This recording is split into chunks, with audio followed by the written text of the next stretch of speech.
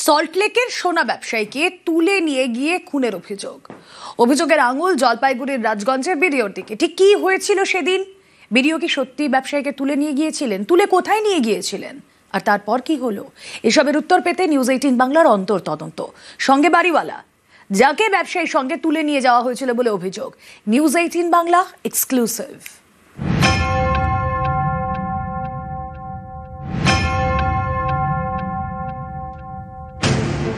পশ্চিম মেদিনীপুরের দাঁতনে বাড়ি, সল্টলেকের দত্তাবাদে সোনার দোকান। দেহ উদ্ধার নিউ টাউনের যাত্রাগাছি থেকে। গত 28 অক্টোবর সোনা ব্যবসায়ীর দেহ উদ্ধার হয়। অভিযোগ, ব্যবসায়ী স্বপন কামিল্লাকে দত্তাবাদ থেকে অপহরণ করা হয়, আনা হয় নিউ টাউনের এই বহুতলে। বুধবার সেখানে পৌঁছে যায় নিউজ 18 বাংলা অন্তর তদন্ত করতে। একটা ছবি দেখাচ্ছি আপনাকে। এই যে ভদ্রলোক কি এসেছিলেন? কবে এসেছিল? কদিন আগে এখানে ছিল। এখানে আমি দোকান খাই, বিয়ে নাকি বলছিল, চুরি করছিল কি টাকা মারছিল। এখানে বুঝছিলি আর লোক ভিতরে ছিল, আর গেট বন্ধ করে তারপর অজ্ঞান হয়েছিল মারা খায়, মানে অজ্ঞান হয়ে গেছিল। 28 অক্টোবর অভিযোগ, ওই দিন দত্তাবাদ থেকে সোনা ব্যবসায়ী স্বপন কামিল্লাকে অপহরণ করা হয়। তিনি যে বাড়িতে ভাড়া থাকতেন সেই বাড়ির মালিককে অন্য একটি গাড়িতে তোলা হয়। চাঞ্চল্যকর অভিযোগ জলপাইগুড়ির রাজগঞ্জের বিডিও প্রশান্ত বর্মনের বিরুদ্ধে। ওই দিন ঠিক কি হয়েছিল? কোথা থেকে ব্যবসায়ীকে তোলা হয়েছিল? কোথায় নিয়ে যাওয়া হয়েছিল? অভিযোগ কতটা সত্যি? অন্তর তদন্তে নিউজ 18 বাংলা।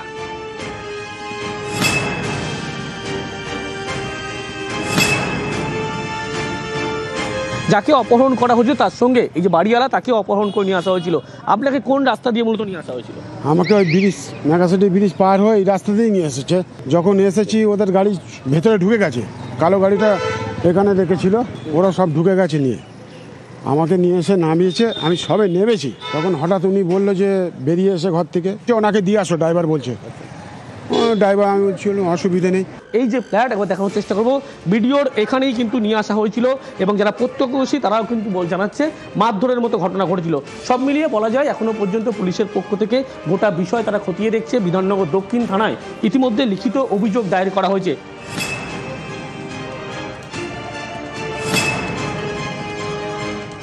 এখান দিয়ে যখন আমরা যাওয়া আসা করি, প্রায় যাতায়াত করি এখান দিয়ে, তো সেদিন দেখি এখানে তো চিৎকার চেঁচামেচি হচ্ছিল, যে রুমের মধ্যে মানে মারপিট করছিল। লোকজন এখানে সবাই ছিল, থাকার পরে দেখছি ভিতর থেকে চিৎকার চেঁচামেচি আসছে, মারধর করছিল। ও তো এখান থেকে প্রচণ্ড পরিমাণে আওয়াজ আসছিল ভিতর দিয়ে।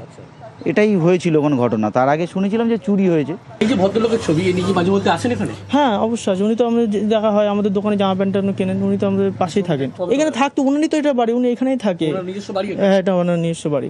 তখন উনি এখানে আসে, ওনার গাড়িটার, ওনার ড্রাইভার টাইভার সব দেখা হয়। জানি তো, শুনেছিলাম ভিডিও। সল্টলেকের দত্তাবাদ থেকে নিউ টাউনের বহুতলের দূরত্ব 5 কিলোমিটার। অভিযোগ, 28 অক্টোবর এই বহুতলেই আনা হয় সোনা ব্যবসায়ীকে। 30 অক্টোবর ব্যবসায়ীর ক্ষত বিক্ষত দেহ উদ্ধার হয় যাত্রাগাছি থেকে। নিউ টাউনের বহুতল থেকে যাত্রাগাছির দূরত্ব 2 কিলোমিটার।